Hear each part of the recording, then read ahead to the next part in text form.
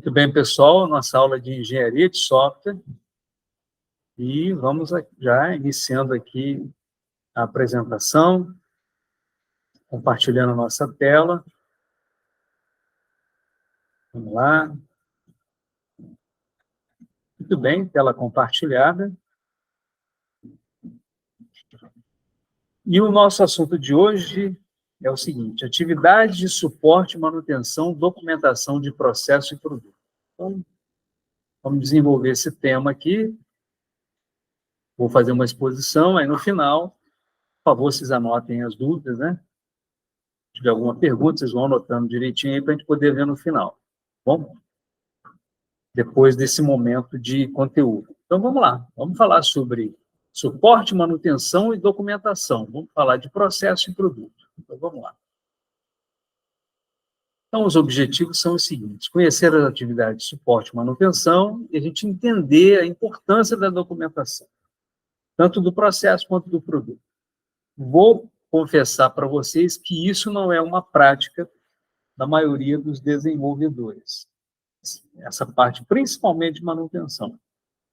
Mas se o seu objetivo é desenvolver um software e, de alguma forma, compartilhar a documentação dele, a gente vê isso muito no GitHub, né? A gente encontra uma documentação bem legal. Vocês que estudaram comigo aí essa parte de programação, né? Vocês viram que sempre que se desenvolve alguma coisa, as documentações são muito bem atualizadas. Essas bibliotecas que são apresentadas, né, Otávio? Elas são todas documentadas. Muitas delas lá no GitHub e outras no próprio site do produto. Agora, o desenvolvimento comercial, né, isso nem sempre acontece, né, porque é uma coisa mais particular e, às vezes, você desenvolve uma coisa, normalmente a direção pede uma coisa para ontem. Então, para você acompanhar a velocidade, a documentação para acompanhar a velocidade que você desenvolve, normalmente não é fácil. Tá? Então, vamos lá. Manutenção, fase que tem início, quando o sistema é instalado no ambiente do usuário para uso. Instalou o projeto, já passa a viver de manutenção. E quando é que termina? Quando o sistema torna-se obsoleto e ele ainda é implementado. É implementado, ou seja, ele deixa de ser utilizado. Motivos da obsolescência, na verdade, é quando ele fica obsoleto, né? A tecnologia passa a ser ultrapassada, já não atende mais, e o custo de manutenção supera os benefícios. Quando começa a ficar muito caro, né? Quem viveu a época dos mainframes, por exemplo, chegou a um ponto de que não era sustentável, de tão caro que era, né? Quão dispendioso que eram os mainframes. Ciclo de vida do sistema. É o ciclo de vida de desenvolvimento mais manutenção. Quanto maior o tempo da fase de manutenção, maior a vida útil. Enquanto você conseguir desenvolver uma manutenção e o usuário se dá por satisfeito, você vai mantendo o sistema. Agora, é claro que, por exemplo, hoje em dia você quer ter o quê? Quer ter os sistemas funcionando na web, eventualmente até mesmo nos aplicativos de celular. Então, a exigência vai surgindo, né, na medida que vai passando o tempo. A qualidade da manutenção vai depender da qualidade do processo de desenvolvimento. Quanto mais você tem qualidade naquilo que você desenvolve, obviamente, você vai ter qualidade do seu produto. Né? A ocorrência de manutenção vai ser de menor frequência, obviamente. Se você consegue manter uma documentação atualizada e, evidentemente, adequada. Quando o seu código é eficiente e bem documentado. E qual é o desafio? Manter a documentação atualizada, na medida em que são feitas alterações no sistema. Isso é fácil? Não. Obviamente que não. Mas se você tem uma equipe, né, para poder estar junto com você, as coisas se tornam possíveis. Né? Agora, se você trabalha sozinho, a coisa fica muito difícil. Bom, atividade da manutenção. Suporte ao uso do sistema. Então, você tem que ter os manuais disponíveis para o usuário e você tem um helpdesk. O cara tem uma dúvida eventual, você liga, você dá um suporte. Eventualmente, você pode fazer visita ao seu cliente, né? Oferecer treinamento. Quanto ao desenvolvimento, correção de erros. Isso vem lá do início. Ausência ou má qualidade dos testes. Quando você não testa o seu produto, a probabilidade de errar é muito maior. Né? E aí acaba acontecendo na vida real, na prática. Né? O seu usuário vai detectar problemas que você não testou. Melhorias nas funções existentes e implementação de novas funções. Ainda atividade de manutenção. Melhorias nas funções existentes. Muito comum é o efeito dominó. As coisas vão se deteriorando, né? De forma espiralada, né? Espiralada. Arquitetura inadequada. E qual a solução? Identificar o foco do problema. E o que você pode fazer também é o que a gente chama de refatoração. O que é refatorar, pessoal? É você mudar uma estrutura de um software sem alterar o comportamento dele. É você dar uma melhorada no software, né? Sem você mudar a essência dele. O comportamento é o mesmo, mas você dá uma refatorada.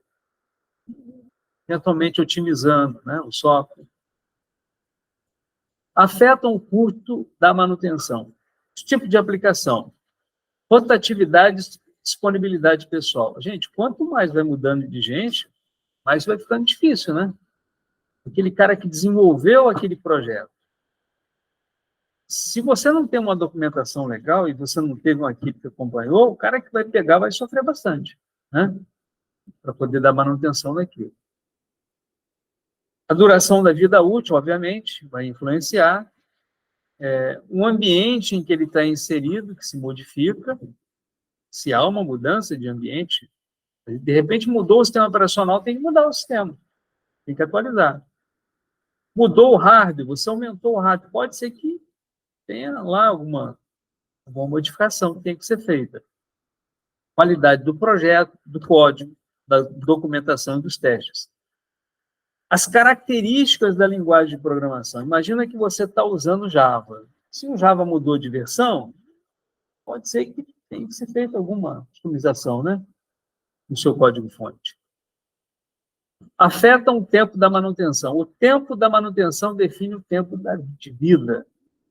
Bom, enquanto, como eu falei, à medida que você vai conseguindo desenvolver a manutenção do seu produto, obviamente que o tempo de vida dele vai se mantendo, né? Ele vai sobrevivendo, digamos assim. Atentar para o custo. Elementos altamente coesos e com baixo acoplamento. Eu vou apresentar uma definição para vocês, tá? No próximo slide, né? No que diz respeito a coesão e acoplamento, tá? Para a gente poder justificar isso que a gente colocou aqui, ó. Elementos altamente coesos e com baixo acoplamento. Vamos ver a definição para a gente poder ver onde é que se encaixa esse conceito aqui. O que afeta também o tempo da manutenção? Se a documentação é completa e ela é atualizada. Se for pela metade, dificulta, né, a manutenção. Conceitos de coesão e acoplamento. A coesão é o grau com o qual um módulo tem uma responsabilidade única e bem definida. Então, se você uma sugestão que normalmente eu dou e é uma estratégia que eu utilizo quando eu desenvolvo o sistema, e quando eu implanto, é trabalhar por módulo. Porque você vai poder ir implantando de forma gradativa, né? O seu usuário, ele fica na maior expectativa de ter o produto disponível, né? Então, à medida que você vai disponibilizando os módulos, você vai atendendo o seu usuário de alguma forma, né? Só que para isso tem que haver coesão. Aquele módulo que você colocou, ele tem que atender de forma independente. Quando ele precisa de uma outra coisa, que está lá na frente, aí é complicado, como é que você vai implantar? Né? Então, isso seria coesão. E o que é o acoplamento? O acoplamento é o grau com o qual um módulo depende de outros módulos para funcionar. Então, se você implanta um módulo e ele não tem uma dependência de um outro, tudo bem, tá ok. Se para funcionar ele não depende de um outro, tudo bem. Pode ser que você crie determinadas interfaces, né? Que a gente chama de interface. Tá? Mas, se não houver uma dependência, perfeitamente você pode implantar aquele módulo. Tá? Então, isso significa coesão e acoplamento. Tá? Manutenção com projeto. Cuidado com as novas versões. Causam instabilidade no ambiente. Ideal, menos intervenção possível. Acumular demandas que justifiquem a intervenção. Tratar as demandas como um projeto. Dificuldade, controle das versões. É muito interessante, à medida que você vai criando novas versões, é que você documente. Quando você tem um software do tipo prateleira, o Windows, por exemplo, o Windows tem o maior controle, né? Ele controla tanto a versão quanto a release. É muito comum você ver, por exemplo, hoje você tem o Windows 11, né? Legal, essa é a versão dele. Mas, gente, várias releases foram sendo lançadas. Né? O que é isso? São correções.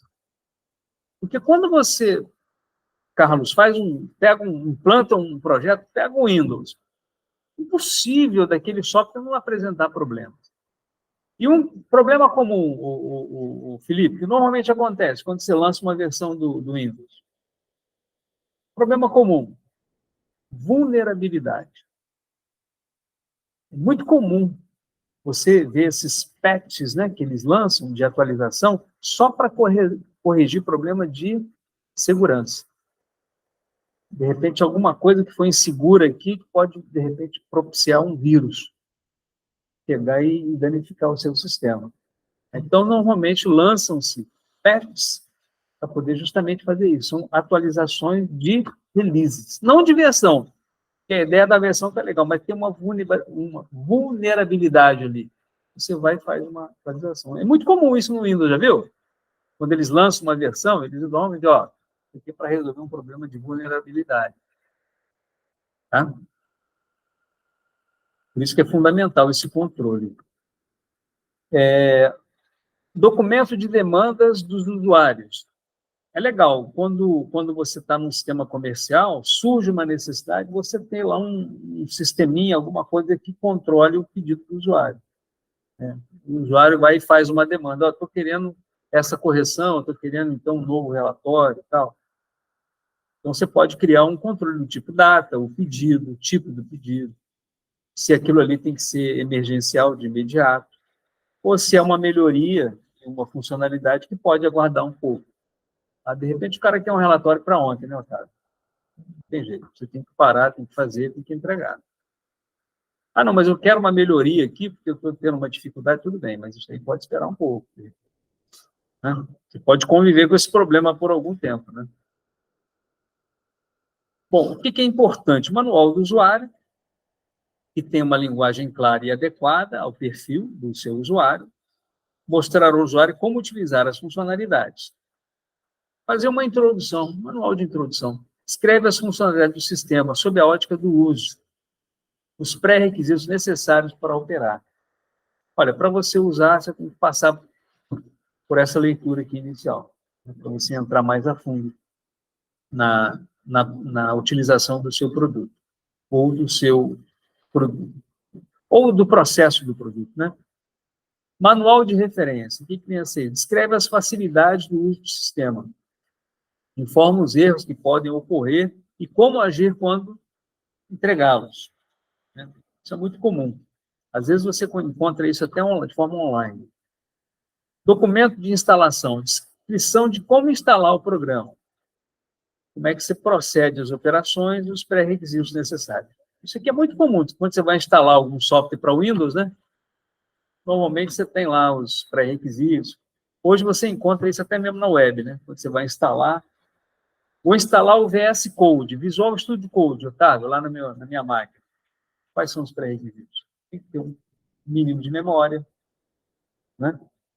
O sistema tem que ter um espaço, espaço em disco, tem que ter uma certa compatibilidade.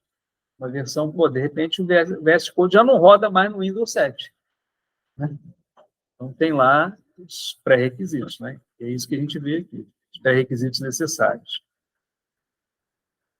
Documentação para suporte, referência básica. Documento com um resumo das funcionalidades, atalhos de procedimentos, principais funções utilizadas e mensagens de erros mais comuns. Documentação do software. Processo que descreve as partes do código-fonte. Aqui eu já estou entrando mais em termos de código-fonte. Requisitos necessários, arquitetura do sistema. Essa documentação é bastante útil para o desenvolvimento do processo de melhoria ou correção do produto. Pode ser que você baixe lá, você vai disponibilizar, Felipe, você desenvolveu um software livre. Colocou lá no site, você tem que ter lá a descrição do código-fonte. Você deixou o código aberto, né? Até que ponto o cara vai poder mexer, né? O que ele tem de documentação para poder usar. Manual do sistema, referência, facilidade do uso do sistema, erros que podem ocorrer e como agir. E no que diz respeito à utilização do suporte, como instalar o sistema, plataforma de operação, pré-requisitos necessários. Bom, esse sistema aqui não roda no macOS. Ponto final. Não adianta instalar.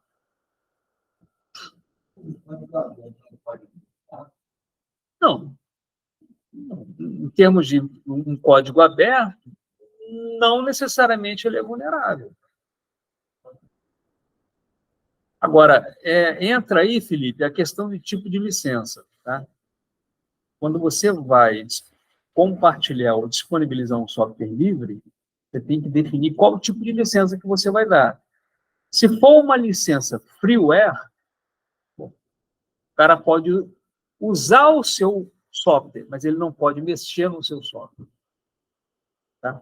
Agora, outros tipos de licença, você pode permitir para o cara tanto usar quanto mexer no código-fonte.